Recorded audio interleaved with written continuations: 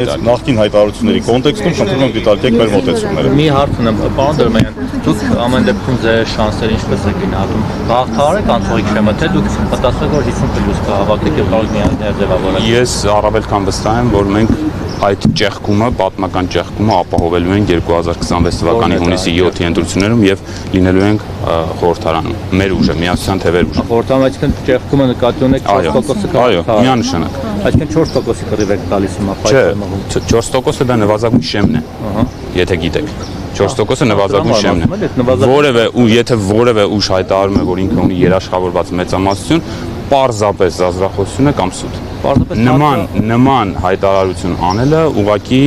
մոլորության մեջ գցել է մեր ժողովրդին։ Ձեր վարչապետի տեխնասուն Արման Թաթյանը մեկ տեսակ շատ վստահ է խոսում, որ ինքը կլինի իշխանություն կգա, դրա համար եմ ասում, այդ վստահությունը որտեղից է գալիս։ Այդ վստահությունը գալիս է մեր աջակիցներից, այդ վստահությունը գալիս է մեր սոցհարցումներից եւ այդ վստահությունը գալիս է այն պատասխանատվությունից, որը մեր կուսակցության ընտրացուցակում ընդգրկված յուրաքանչյուր անձ ստանձնել է իր անցած ճանապարհը։ Այդ դա հողի վրա ինչպես է արտահայտվել այդ վստահությունը։ Այդ դա հողի վրա ինչպես է արտահայտվել։ Այդ դա հողի վրա ինչպես է արտահայտվել։ Երևա հունիսի 8-ին։ Նկատում եմ, եթե դուք հունիսի 8-ին մենք բոլորս կտեսնենք, թե հողի վրա ինչպես է արտահայտվում դա։ Պարոն Գալստյան, մի բան ուղղակի ճշտենք։ Եթե դուք ասում եք, որ դուք վստահ եք, որ կհաղթարեք անցողիկ շեմ եւ կլինեք խորհրդարանում։ Սա մի բան է,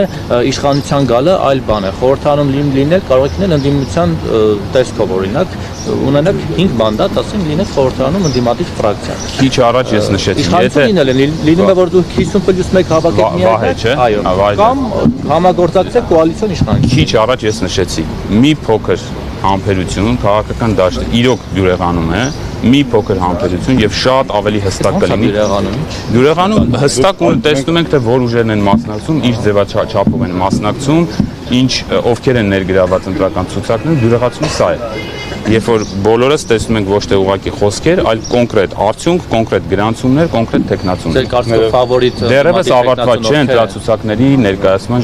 ժամկետը։ Ժամկետը կավարտվի եւ մենք ունենանք այդ ֆորմատով ֆավորիտ ուժերը ովքեր են ըստ ֆավորիտ ընդդիմադիրները, որ կարող են հայտ ներկայացնել իշխանությունը։ Մենք ովքեր որ հայտարարում, ֆավորիտ ուժեր կան արդյոք թե չկան։ Մենք ներկայացրել ենք մեր ընտրական ցուցակը, մենք մասնակցում ենք մեր ընտրական ցուցակով, վճռականությամբ եւ գնում ենք ընտրություններում մեր արդյունքը, մեր ձայների արձանագրելու։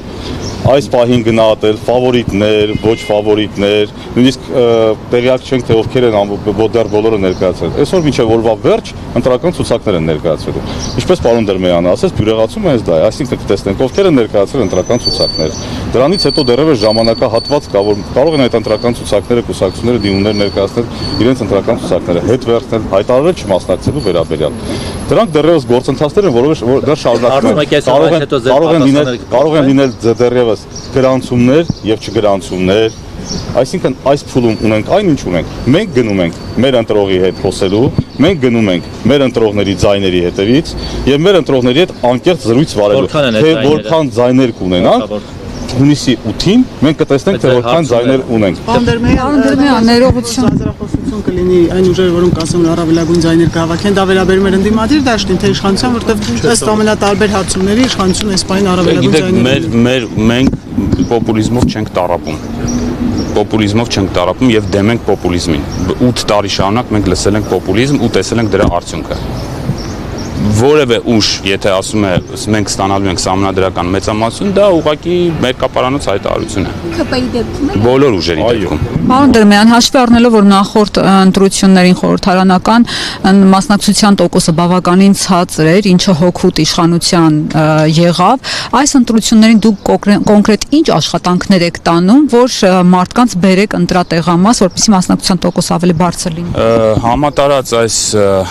հասարակությանը իշխանության կողմից դեգրադացնելու ֆոնին շատ բարդ առաջադրանք է դրված, կարծում եմ բոլոր քաղաքական ընդդիմադիր քաղաքական ուժերի առջև, համոզելու, հորդորելու մարդկանց, հատկապես իմ կոչը երիտասարդության է, նրանց ում ընտրելու տարիքը լրացել է եւ առաջին անգամ պետք է մասնակցեն այս ընտրություններին, դուրս գալ, գնալ ընտրատեղամաս, սա միակ ձևն է, միակ ձևը մեր հասարակության քաղաքացիների համար իրացնելու, ընտրելու ազատությունը իրենց։ Միակ ձևը ուղղակիորեն մասնակցելու Հայաստանի Հանրապետությունում իշխանության ձևավորմանը։ PR արշավներ ենք անցկացնելու, տարբեր հասարակական միավորումների հետ ենք համագործակցելու, մաքսիմալ շատ ուրեմն մասնակցությունն ապահովելու համար։ Եվ մի հարց էլ ձեր ցուցակի Կոչ ենք անելու բոլորին գնալ ընտրությունների, անկախ ամեն ինչից։ Նույնիսկ եթե նկատել եք արդեն, մենք ունենք նմանատիպ Եթե Չակ Նորիսը Հայաստանի Հանրապետությունում ընտրելու իրավունք ուներ, պարզապես Չակ Նորիսը մահացավ մի քանի օր առաջ։ Չէ, վերջերս, մի քանի ամիս առաջ ցավոք մահացավ, բայց բոլոր նրանց, ովքեր Հայաստանի Հանրապետությունում ընտրելու իրավունք ունեն, հենց այստեղից այս պահին էլ ասում ենք, գնացեք ընտրությունների։ Ձեր ձայնը շատ կարևոր է։ Դուք որոշիչ ձայն ունեք։ Դրանով եք դուք մասնակցում քաղաքական process-ներին։ Մի ասեք ամեն ինչ որոշված է։ Այդ հիասթափության, հուսախաբության ալիքը թողեք։ Մարդիկ պետք է իմանան, որ իրենց ձայնը նշանակություն ունի։ Եվ թող անպայման գնան ընտրությունների։ Սա է շատ կարևոր։ Եվ մենք կարծում ենք, եւ ձեզ հետ միասին մենք ունենք այդ աշխատանքը անելու, որպեսզի կոչ անենք, որ մարդիկ գնան ընտրությունների։ Եվ մի հարց էլ ձեր ցուցակի 9-րդ համարը Անուշ Սեթրակյանն է, որը ժամանակին հանդես էր գալիս